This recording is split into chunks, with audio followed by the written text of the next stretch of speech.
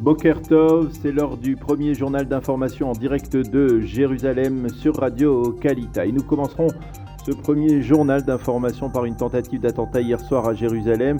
Cela s'est passé plus exactement dans la vieille ville, à l'une des portes d'accès du mont du Temple. Un Palestinien a tenté de poignarder des gardes-frontières israéliens, mais il n'y est pas parvenu et il a pris la fuite. Le terroriste a été arrêté 1 heure plus tard par les forces israéliennes. Il s'agit là du premier acte terroriste recensé après plusieurs semaines de calme relatif dans la capitale israélienne. Et puis Tsahal a déjoué ces derniers jours une tentative de trafic d'armes près de la mer Morte. Des unités de l'armée israélienne ont déjoué ce trafic d'armes et de munitions. Elles ont arrêté 2 bédouins de Dimona qui sont soupçonnés d'avoir orchestré ce trafic de contrebande entre la Jordanie et Israël, et 2 suspects ont été interrogés par le Shin Bet. La diffusion hier après-midi d'une vidéo du Hamas montrant un des 2 Israéliens détenus à Gaza depuis plusieurs années a provoqué émotion et colère. Émotion pour la famille du bédouin Hicham Assayed qui a pu le voir pour la première fois depuis 7 ans, et colère de la part des autorités israéliennes qui ont dénoncé le sadisme du mouvement terroriste. La vidéo montre en effet Hicham Assayed allongé sur un lit et portant un masque à oxygène. Le Hamas avait publié des informations sur une dégradation de l'état de santé physique d'Hicham Assayed qui par ailleurs souffre de troubles psychiques chroniques. On estime que le Hamas voudrait échanger ces 2 détenus israéliens contre tous les terroristes du mouvement qui sont détenus en Israël et qui sont actuellement malades.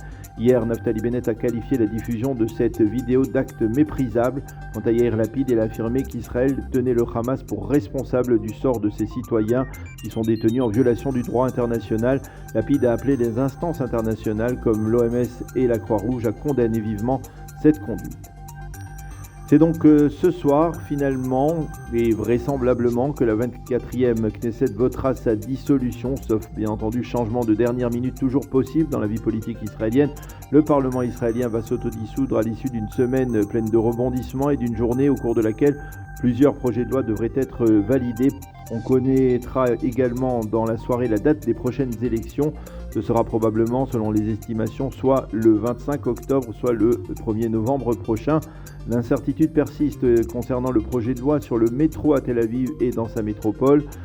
À l'issue du vote en seconde et 3e lecture de la loi de dissolution, Yair Lapid deviendra automatiquement Premier ministre de l'État d'Israël.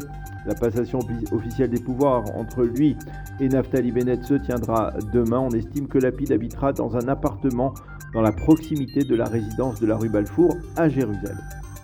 Et puis le député Likoud David Amsellem a changé d'approche apparemment concernant le parti Ra'am. Je vous rappelle qu'il y a 3 jours, Amsellem avait provoqué la colère de Binyamin Netanyahou en affirmant que si l'ex-premier ministre obtenait une majorité de 61 députés lors des prochaines élections, eh bien lui-même, Dodi Amsellem, serait favorable à l'entrée de Ra'am au sein de cette future coalition. Depuis, Netanyahou et Amsellem se sont réconciliés.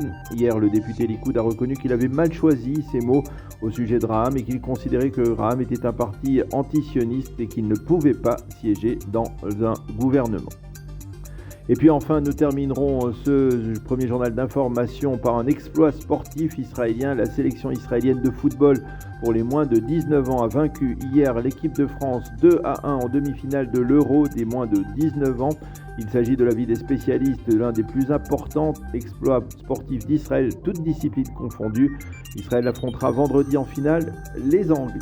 C'est la fin de ce premier journal d'information.